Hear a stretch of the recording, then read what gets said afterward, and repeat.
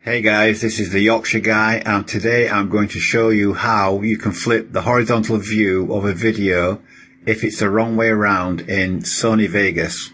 Okay, so how do we flip a video if it's the wrong way around in Sony Vegas? Well, you'll see here that I've got a few clips of jets, commercial jets flying, and you're looking out to the wing. The jets are going to be flying to the left-hand side. It's now going to fade into the next one. As you'll see, that's flying to the left-hand side. We'll move forward and select video 3.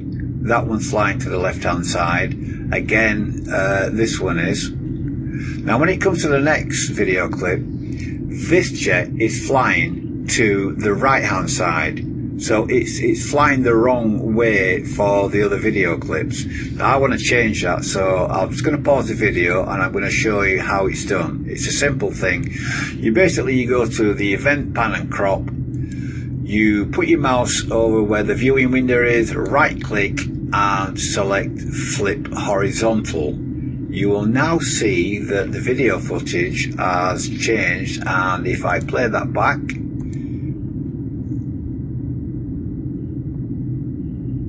the jet is now flying to the left-hand side like all the other videos.